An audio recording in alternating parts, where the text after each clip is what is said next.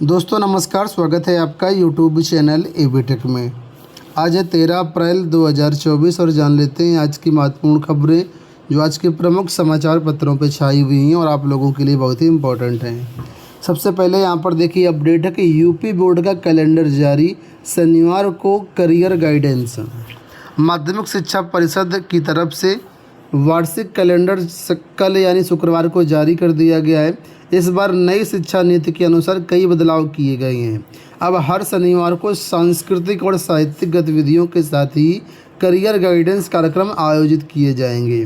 Calendar में महीनेवार गतिविधियां तय की गई हैं। 2024-25 सत्र की शुरुआत 1 अप्रैल से हो चुकी है। प्रतिदिन सुबह प्रार्थना में शिक्षकों और विद्यार्थियों को सुविचार प्रस्तुत करना होगा। सर्वश्रेष्ठ सुविचार देने वाले को माह के अंत में सम्मानित करना होगा। नए सत्र में नया सवेरा कार्यक्रम होगा। इसमें विद्यार्थियों को जीवन मूल्यों, अनुशासन आदि के बारे में बताया जाएगा। कक्षा 9 से 12 तक के प्रत्येक विद्यार्थी को करियर गाइडेंस पोर्टल यानी पंख पर रजिस्ट्रेशन करना होगा। मई के तीसरे सप्ताह और अन्य महीनों के अंतिम सप्ताह में मासिक टेस्ट कराए जाएंगे। मासिक टेस्ट में बहुविकल्पीय प्रश्न पूछे जाएंगे। इसके बाद अर्धवार्षिक परीक्षा अक्टूबर के दूसरे सप्ताह में कराई जाएगी। जनवरी प्रथम सप्ताह तक सभी कक्षाओं का पाठ्यक्रम पूरा करना होगा। इसके दूसरे सप्ताह में कक्षा 12 के प्री बोर्ड प्रैक्टिकल परीक्षा होगी। तृतीय सप्ताह में 10वीं 12वीं की भी प्री बोर्ड लिखित परीक्षा होगी।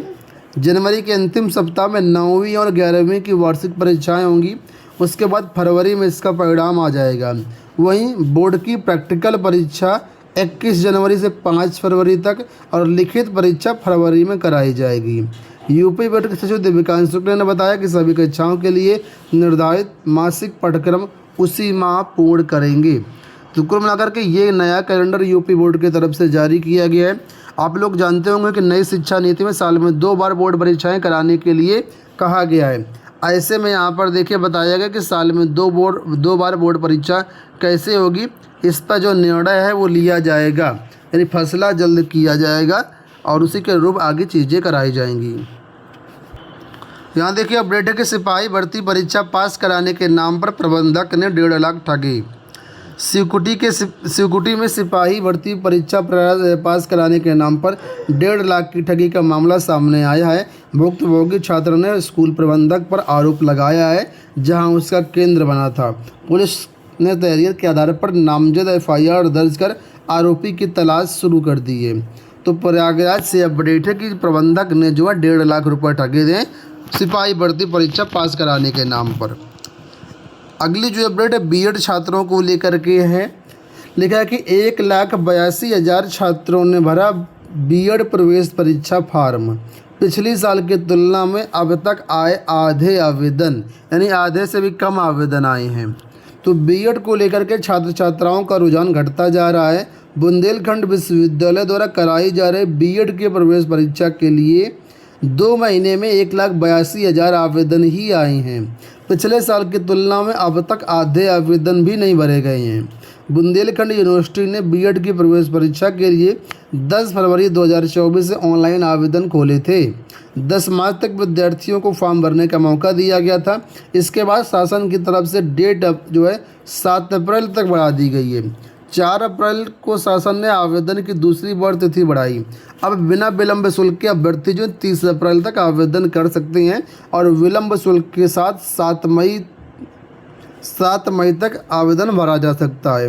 9 जून को इसकी लिखित परीक्षा कराई जाएगी और परिणाम 30 जून को जारी हो जाएगा और 10 जुलाई से काउंसलिंग शुरू होनी है।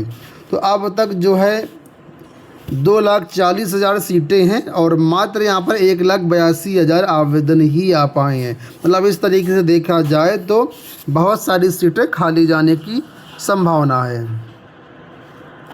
यहाँ पर देखिए अपडेट है कि संस्कृत बोर्ड के छात्रों को मिलेगा 20 नंबर का ग्रेस अंक। 15 अप्रैल से 20 अप्रैल के बीच जारी होगा बोर्ड परीक्षा का परिणाम और संस्कृत शिक्षा परिषद अपने विद्यार्थियों को पहले 16 नंबर का ग्रेस अंक देता था, अब 20 नंबर का ग्रेस अंक देगा। ठीक है, तो संस्कृत शिक्षा परिषद का परिणाम 15 से 20 अप्रैल के बीच जारी होगा हालांकि इसके लिए चुनाव आयोग से अनुमति लेनी पड़ेगी तभी जारी होगा। तो ये खुशखबरी है कि 20 अंक तक अगर फेल हो रहे हैं छात्र तो पास कर दिए जाएंगे। मौसम विभाग का अलर्ट है कि अगले 2 दिन आंधी, पानी, ओलावृष्टि की संभावना है। लखनऊ से अपडेट है कि पश्चिमी विक्षोभ की सक्रियता का असर प्रदेश के सभी इलाकों में नज़र आ रहा है। ऐसे में अगले 2 दिन में आंधी, पानी, ओलावृष्टि हो जाएगा। किन इलाकों में कौन सा अलर्ट है वो यहाँ पर देख सकते हैं कि येलो अलर्ट कहाँ कहाँ पर है, ओलावृष्टि कहाँ कहाँ पर होने की संभावना है। यहाँ पर देखिए भर्ती परीक्षाओं में पेपर लीक को लेकर के बताया गया है कि भर्ती परीक्षाओं में पेपर लीक करने वाले नकल माफिया सक्रिय, डॉक्टर और इंजीनियर परीक्षाओं में लगा रहे सेंध। तो यहाँ पर देखिए बताया कि यूपी सरकार की हर परीक्षा की शुचिता को चुनौती देने वाले डॉक्टर और इंजीनियर हैं। प्रयागराज से जुड़े डॉक्टर और इंजीनियर ने शिक्षक भर्ती, टीजीटी भर्ती, सिपाही भर्ती, समीक्षा अधिकारी, सहायक समीक्षा अधिकारी, इन ज़्यादातर भर्तियों में पेपर लीक में जो है इंजीनियर और डॉक्टर्स का ही हाथ निकल के आ रहा है। ये एक नया खुलासा हुआ है। इससे पूर्व भी प्रयागराज में एक सरकारी डॉक्टर ने ही विभिन्न प्रतियोगी परीक्षाओं में सेंधमारी करके सरकार की किरकिरी कराई थी। तो ये विशेष अपडेट देखिए आपके सामने है कि डॉक्टर और इंजीनियर जो है सेंधमारी कर रहे हैं विभिन्न परीक्षाओं में। राज्य विश्वविद्यालय से अपडेट है कि 26 कॉलेजों के 10,000 छात्र छात्राओं का रुक गया प्रवेश पत्र। मंडल के चारों जनपदों के 219 केंद्रों पर सम सेमेस्टर की परीक्षा 15 अप्रैल से कराई जाएगी और प्रोफेसर अखिलेश कुमार सिंह को मुक्त विश्वविद्यालय की भी जिम्मेदारी मिली है। तो ये एक अलग अपडेट है। लेकिन यहाँ पर अपडेट ये है कि जो राज्य विश्वविद्यालय से छात्र हैं, ऐसे में 26 कॉलेजों के 10,000 से अधिक परीक्षार्थियों का प्रवेश पत्र रोक लिया गया है, क्योंकि इन्होंने अखिल भारतीय उच्च शिक्षा सर्वेक्षण पोर्टल पर डाटा अपलोड नहीं किया है। इस वजह से इनके प्रवेश पत्र रोक लिए गए हैं। देखा, ये महाविद्यालय अगर शनिवार तक यानी आज तक पोर्टल पर जो डाटा अपलोड नहीं करेंगे तो उनका प्रवेश पत्र लॉक कर दिया जाएगा। यहाँ पर देखिए अपडेट है कि प्राथमिक शिक्षा मित्र संघ ने चुनाव ड्यूटी के बहिष्कार की दी चेतावनी। चुनाव आयोग ने शिक्षा मित्रों को मतदान अधिकारी के द्वितीय पद पर तैनात करने का जिला निर्वाचन अधिकारियों को आदेश दिया है, किंतु कुछ जिलों में उनकी ड्यूटी मतदान अधिकारी तृतीय के रूप में लगाई गई है।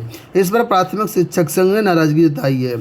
साथ ही संबंधित जिला निर्वाचन अधिकारियों को पत्र भेज करके इसमें संशोधन की मांग करी है। संघ के प्रदेश अध्यक्ष शिव कुमार शुक्ला ने कहा कि चुनाव आयोग के आदेश का जिले के अधिकारियों द्वारा पालन नहीं किया जा रहा है। गोंडा, चित्रकूट आदि जिलों में शिक्षा मित्रों को जो ड्यूटी है मतदान अधिकारी तृतीय के रूप में लगाई गई है। ऐसे में उन्होंने कहा कि एक शिक्षा मित्र एक शिक्षक के रूप में काम करते हैं।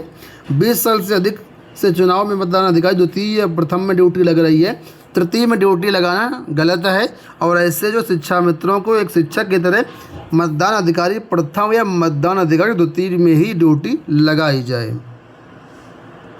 यहाँ पर देखिए अपडेट है, ब्रिज कोर्स नहीं तो बीएड वाले बाहर। सुप्रीम कोर्ट ने एनसीटी को कोर्स बनाने के लिए दिए हैं आदेश। शिक्षकों के प्रशिक्षण के लिए साल भर में बनाना होगा कोर्स। तो लेकर सरकारी प्राथमिक विद्यालयों में 11 अगस्त 2023 के पूर्व नियुक्त बीएड डिग्रीधारी शिक्षकों को अनिवार्य प्रशिक्षण के लिए ब्रिज कोर्स जो है एनसीटी को बनाना होगा।